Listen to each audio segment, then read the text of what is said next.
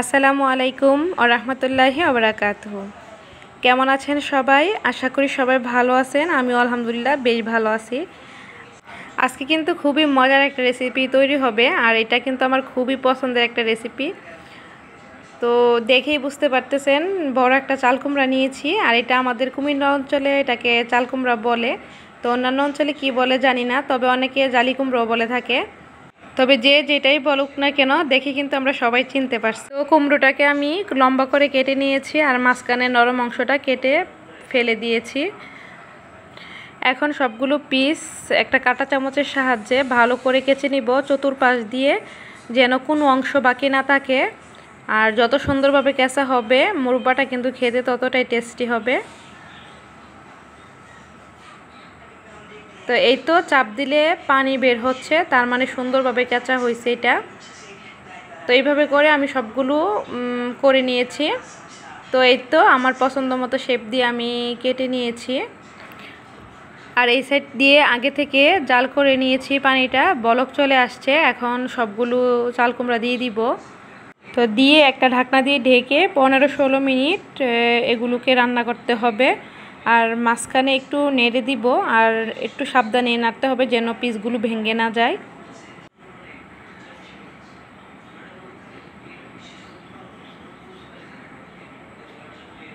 তো এই তো এই পর্যায়ে কিন্তু কুমড়োগুলো প্রায় সিদ্ধ হয়ে গেছে। 15 মিনিট ঘড়ি ধরে আমি এগুলোকে সিদ্ধ করেছি। তো এখন একটা ছাঁকনিতে সেঁকে নিব।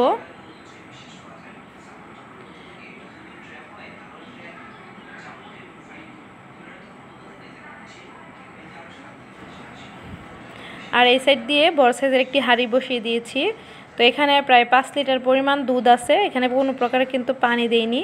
তো পানি দিলে কিন্তু মুরব্বার টেস্ট ভালো আসবে না। তো পরিষ্কার একটা জালি নিব, বা সুতির কাপড় নিলেও হবে। তো এখন চিপে যে অবশিষ্ট পানিটা থাকে এটা ফেলে দিব। আর এই কাজটা একটু সাবধানে করতে হবে, যেহেতু এখন গরম। তো সেই জন্য আমার একটু সমস্যা হচ্ছে। তো এখন বাজে রাত্র 11টা। তো আমি মুরব্বা তৈরি করতেছি, আর সেজন্য আমার একটু সমস্যা হচ্ছে। আপনারা কিন্তু ঠান্ডা করে তারপরে করবেন। আর আমি একটু তাড়াহুড়া করতেছি, কারণ কালকে আমার বাসায় গেস্ট আসবে। আজকে আমি এটা তৈরি করে ফ্রিজে রাখবো সেজন্য।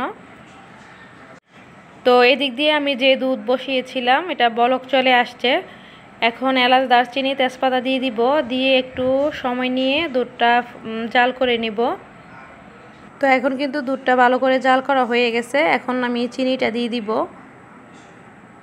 তো দিয়ে দিব 1 টেবিল চামচ গুঁড়া দুধ, সুন্দর একটা স্মেল আসার জন্য।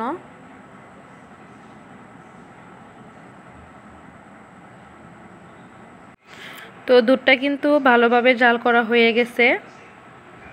এখন সবগুলো চাল কুমড়ো দিয়ে দিব।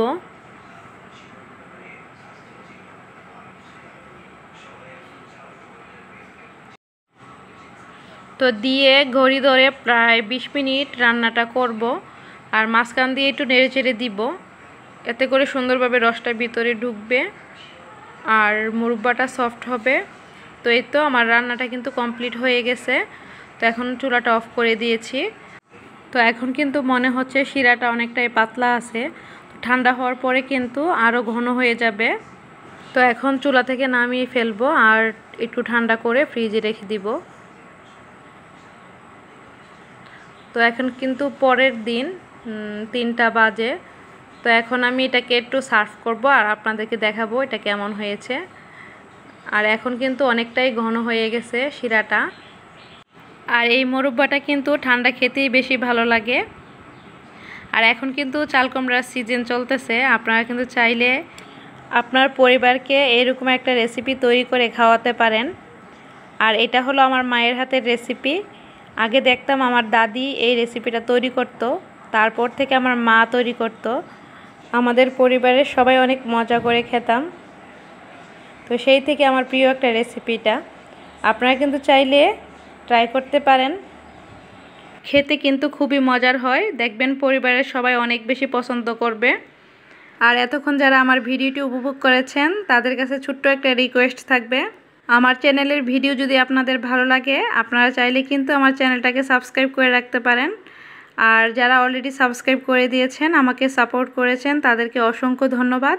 আর ভিডিও দেখতে দেখতে যদি কোনো অংশ আপনাদের ভালো লেগে যায় তাহলে কিন্তু একটি লাইক দিতে ভুলবেন না। আপনাদের একটি লাইক কিন্তু আমার জন্য খুবই গুরুত্বপূর্ণ, নতুন নতুন ভিডিও তৈরি করতে আমাকে উৎসাহিত করে। তো আজকে আর কথা বাড়াবো না, সবাই ভালো থাকবেন, সুস্থ থাকবেন, পরিবারের সাথে থাকবেন। আল্লাহ হাফেজ।